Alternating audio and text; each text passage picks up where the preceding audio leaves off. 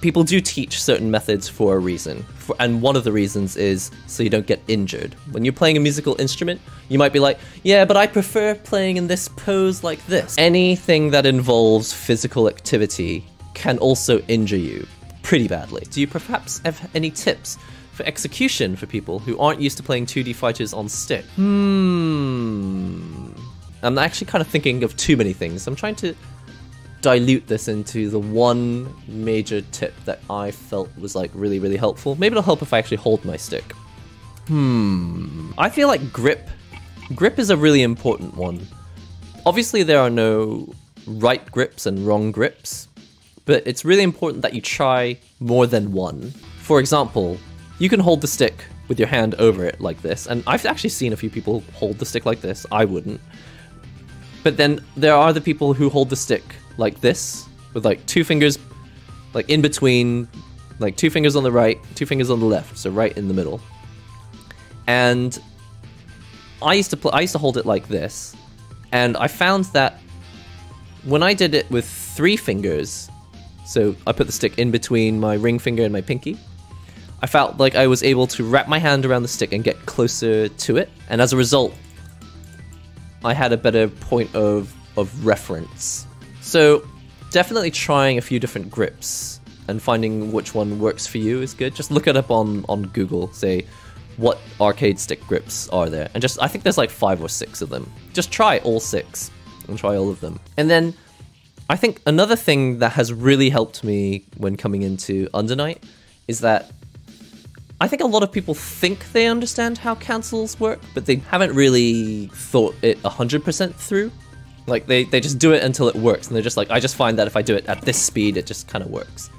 But go into any fighting game that you play, and figure out exactly what moment you're supposed to press the button to do a cancel. So when you do like a normal punch into a fireball, you'll do the punch, and you'll see like a hit spark, and the opponent will start to reel back in, like they're in pain. And it's that moment when your opponent is like frozen in that animation. It's called like the hit stop. And it's like, you need to figure out at what point the button needs to be pressed. Like, and in some games you may have to delay it a little bit longer than others, but there's like a window. And if you figure out what that window is, missions and stuff, in this game, because this game's got like a mission mode, will be a zillion times easier. And a lot of people think that they understand how it works because they've just been playing fighting games for a long time, and they just seem to make it work. But some combos just seem to be a little bit harder. That's what I would say. And as you can see, there's a lot of fighters here in the chat. They've all got their own advice, and a lot of it is very useful. Definitely pick up as much advice as you can, and don't try to put it all into practice. Just go, okay, I mean, that's interesting, but I mean, don't try to do 100 things at the same time. Just focus on one thing at a time. It's like, okay, I'm not very good at delays, I'm not very good at reversals, I'm not very good at meaties, I'm not very good at jumping up in the air and then doing an attack right afterwards, or jump cancelling, or instant air dashing. I think what's most important is that you don't try to do all of them at the same time. You just do like one thing. Can I cancel a normal move into a fireball every single time? And then once you've figured it out, you'll feel like you're stronger than everyone else around you, because even though they got some really long combos, you're like, yeah, but I got the foundation right. And it just feels so much better to play fighting games when you know you're building on a foundation which is solid. Don't mash square. Oh, mash square all day long. Mashing can be good. In the end, it's all about preference. I mean, at the same time, it's not completely about preference, because if you prefer to play the stick like this, it's like, okay, that's your preference, but there's a limit. You won't be winning any tournaments that way. Or maybe you will. Who knows? You may find a magical way to make that work, but people do teach certain methods for a reason, and one of the reasons is so you don't get injured. When you're playing a musical instrument, you might be like, yeah, but I prefer playing in this pose like this. And yes, that might be your preference, but